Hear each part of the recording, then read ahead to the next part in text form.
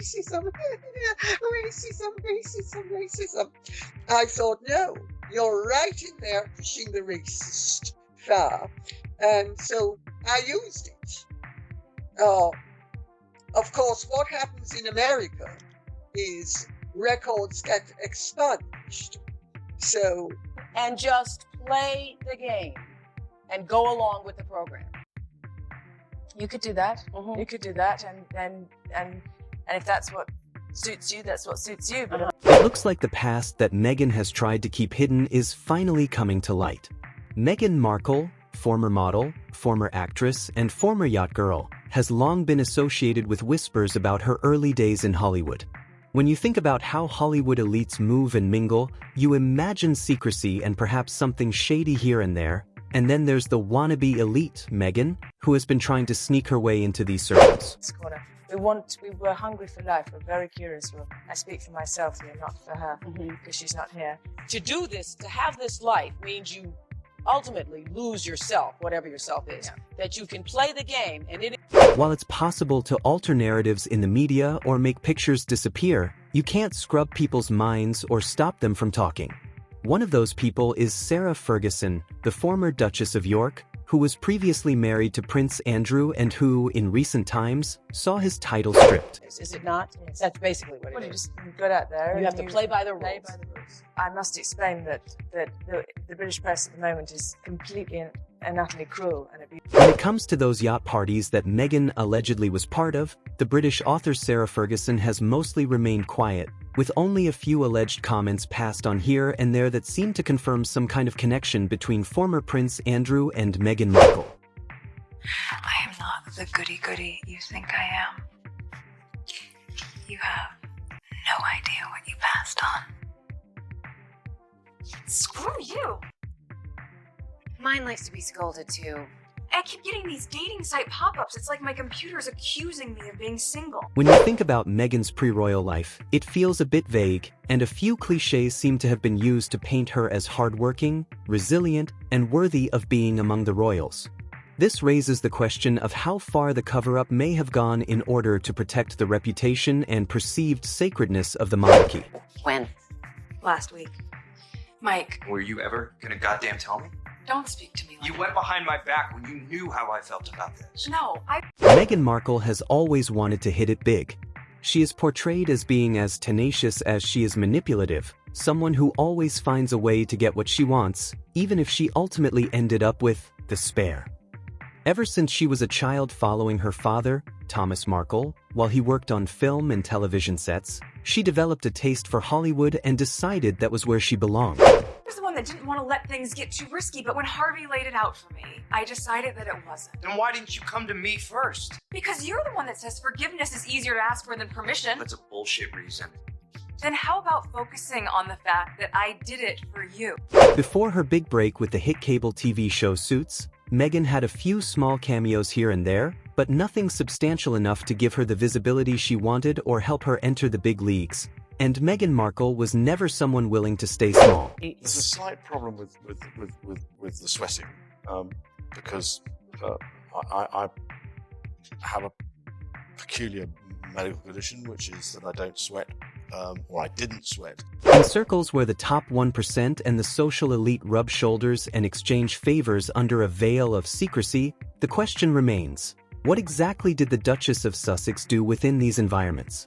When Meghan first encountered Prince Andrew, she reportedly claimed to have mistaken him for a butler or a servant carrying her bags. How could such an error happen? Was it truly an innocent mistake, or was it an intentional attempt to distance herself and conceal something from the public eye?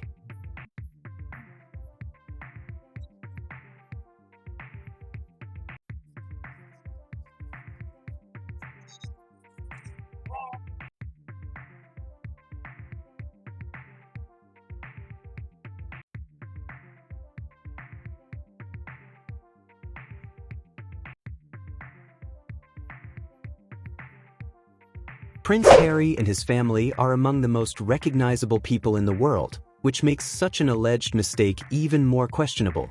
Even if Meghan hadn't known who Prince Andrew was before meeting Harry, once she became involved with him, one would assume she would learn more about his family, especially given the level of attention and scrutiny surrounding the monarchy. I do. And when she told me, we're on the phone, and she says, Mommy, I'm going out with Prince Harry. And I started whispering, oh my God. She says, you can't tell it. And so it was, from the beginning, it was very sort of, oh my God. When Prince Harry and Meghan Markle first became a couple, the rumor mill went into overdrive, and the media worked tirelessly to uncover every possible detail about Meghan's past. Some of these stories turned out to be baseless or clearly targeted attacks, while others persisted because the supposed evidence behind them seemed too compelling for the public to dismiss entirely.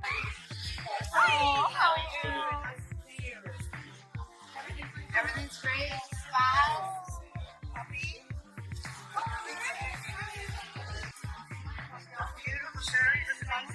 One of the most notable claims was the yacht girl allegation, which began circulating after a single photograph surfaced.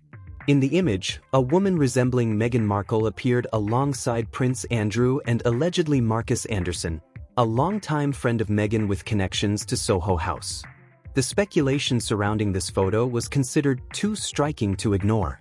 In this context, Meghan's supposed confusion about Andrew begins to look less like an accident and more like a calculated effort to distance herself from someone tied to an uncomfortable past, as though she hoped previous acquaintances might simply forget ever knowing her, but reality doesn't erase that easily.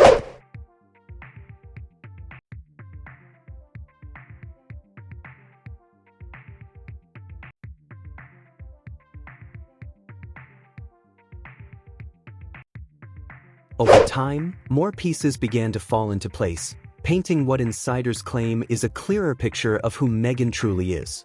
According to alleged reports, before Harry proposed, the disgraced Duke of York asked his nephew whether he had thoroughly looked into Meghan's past. That question alone felt like a warning, one that hinted at prior encounters and unspoken history. And whispers suggest that this trail repeatedly loops back to Sarah Ferguson, whose presence wasn't merely adjacent to these elite social circles. She was deeply embedded in them. None of that rings right, but it doesn't mean he's guilty. Yeah. However, we're now seeing in the US Congress a stream of leaked emails from the Epstein files, and the more that comes out, the more it is clear he did not tell Emily Maitlis the truth, particularly about the timeline. The Mediterranean yacht scene, far from being a tabloid fantasy, was said to be a very real playground for the wealthy, the powerful, and the women who understood how to navigate its discreet social codes. There, champagne flowed freely, discretion was expected, favors were exchanged quietly, and silence often came at a very steep price. Recognize that a lot of those people aren't going to my page to see negativity. And so not just protecting myself or the people that work with me, but also the supporters, so I don't have the comment section on. That's a choice. These weren't innocent sunset cruises. They were floating palaces where call girls, social climbers, and well-connected companions mixed freely with princes, financiers, and powerful insiders. Out there, titles meant very little. What truly mattered was access and what a person was willing to trade for it. According to long-standing speculation, Meghan was not viewed as an outsider peering in. She was allegedly quite comfortable in these environments, fluent in their unspoken rules, and surrounded by men who could open doors that Hollywood alone never would. And how do you decide what you lean into as a CEO? It's a small team. It's like 10 people, less than. And this is where the comparison becomes uncomfortable. Meghan and Fergie are far more alike than either would care to admit. One woman had everything to lose, while the other had nothing to lose. Fergie married into the monarchy and learned the hard way that indulgence, scandal, and poor judgment came with devastating consequences. Meghan, on the other hand, was allegedly climbing rather than protecting, different motivations, but the same risky playground. What would you make of the situation with Harry and Meghan? Because you have a unique perspective on that, don't you? You lived in America, you've made a career in America, you've done your fundraising in America, been on television, you've done a very famous interview with Oprah. What would she... Fergie has already paid the price for her past through public humiliation, scandal, financial hardship, and effective exile from royal favor. She understands exactly what happens when secrets slip into the open. So when whispers began suggesting that she had seen Meghan long before the palace gates ever opened, People were inclined to listen. And he also promised to build schools in Afghanistan. That maybe then everyone would love me more, or maybe then all my staff would be paid. And you know what? Not because Fergie is flawless, but because she has already been burned by the same fire. The rumor mill wasn't fueled by nothing. It churned on alleged photos, overlapping timelines, and familiar faces appearing again and again. Marcus Anderson's name refuses to disappear from this narrative. The Soho House insider, the social connector, the man allegedly bridging worlds between actresses, billionaires, and royalty. His proximity to Meghan before, during, and after her royal ascent is viewed by observers as far from coincidental. Yes!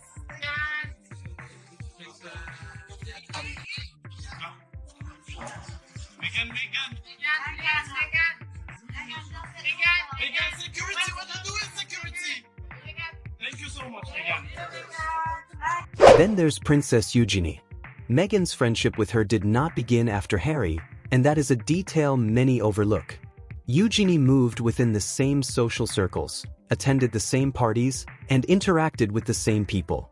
That connection predates the so-called fairy tale romance, raising questions about just how blind date innocent this love story truly was. You were watching closely. We had a great moment indeed where we looked through the window of the studio and saw the massed pipes and drums. If Fergie is speaking, she isn't doing so publicly. She is allegedly sharing details quietly, behind the scenes, with authors, insiders, and others already familiar with how these worlds operate. First-hand encounters don't always mean lengthy conversations. Sometimes they mean recognition, a memory, or the realization that you've seen someone before they ever curtsied.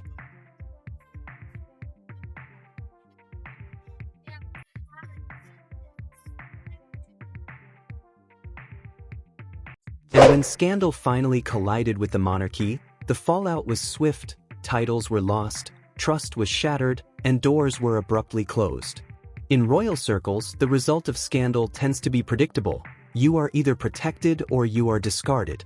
Andrew was discarded, Fergie was sidelined, and Meghan, seeing the writing on the wall, allegedly did what she does best. She worked to take control of the narrative. And Sarah Ferguson is set to make their first public appearance since Andrew was stripped of his royal titles. Now, this is happening on Friday as their granddaughter is being christened. Past blog entries reportedly disappeared, old photos became more difficult to find, and former associates seemed to grow quieter.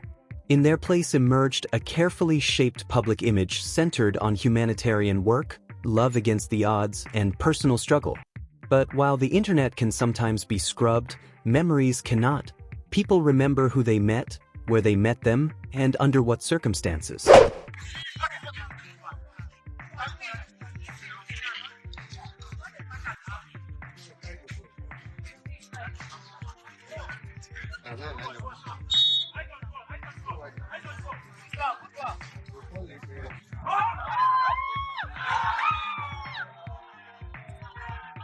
This, supporters of the rumors say, is why the whispers refuse to fade.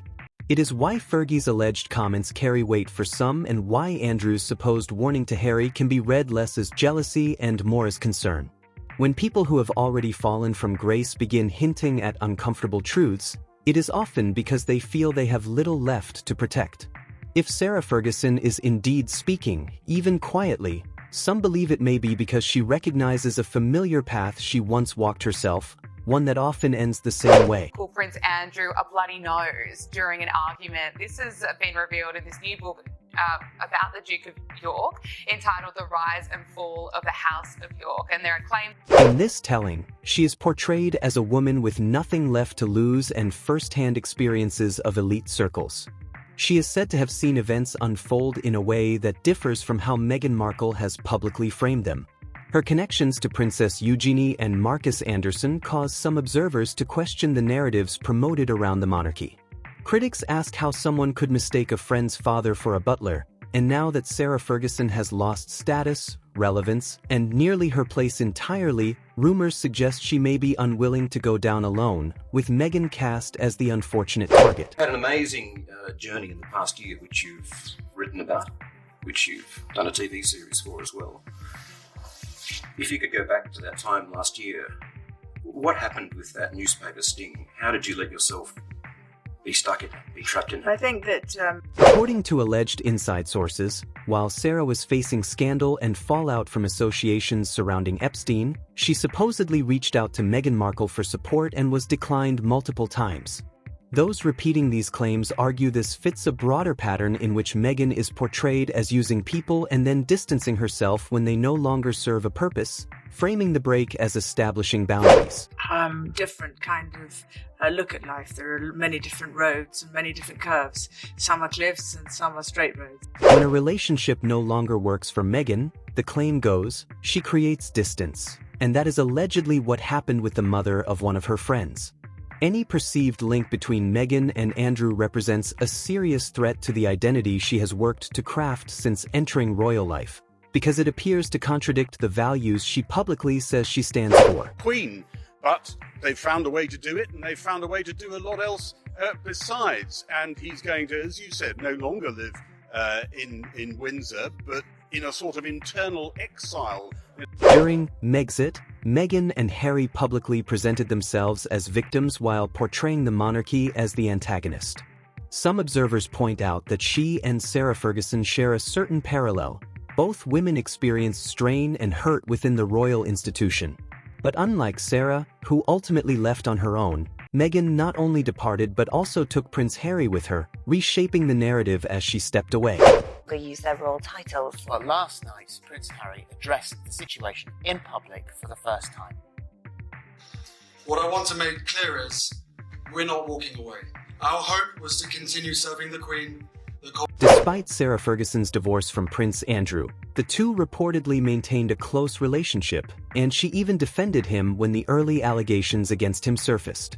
Now, in 2025, with both stripped of formal status and Andrew allegedly being asked to vacate the Royal Lodge, insiders claim that Sarah Ferguson has little left to lose and every incentive to speak more openly than she ever has before.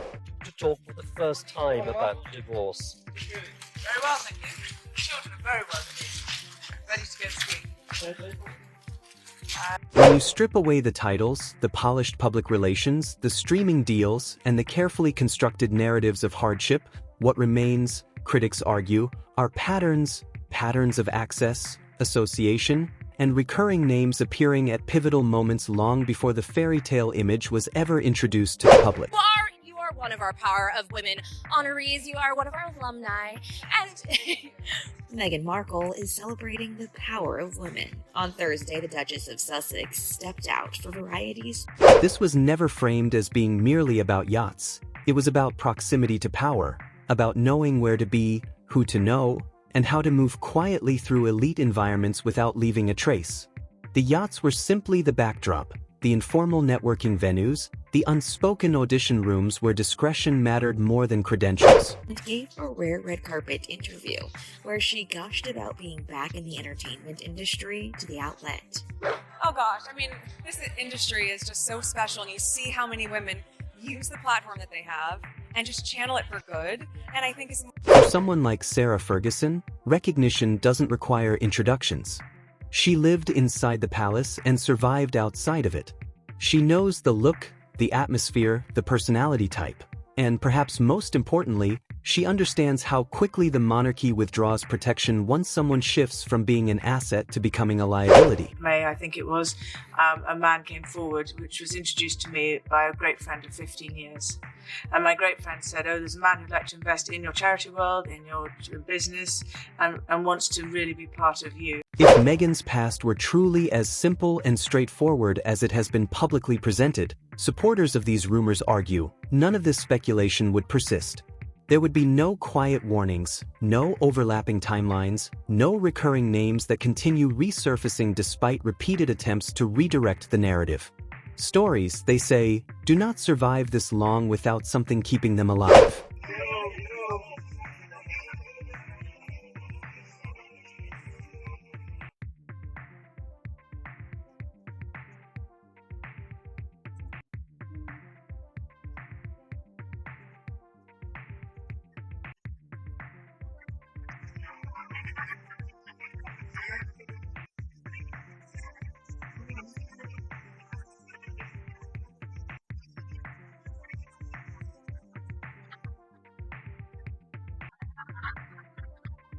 now be known as Andrew Mountbatten Windsor. His lease on the Royal Lodge has, to date, provided him with legal protection to continue. Now, with Prince Andrew disgraced and sidelined, and Sarah Ferguson stripped of influence, protection, and standing, the old rule of silence no longer seems to apply. Silence was once a form of currency, but now it holds little value. The monarchy moves forward, the institution protects itself, and Harry and Meghan continue their own path, while those left outside its walls are no longer bound by the same restraints. Enjoying this video? Don't forget to hit subscribe to US Kingmaster so you never miss more powerful and eye-opening content. Thanks for watching.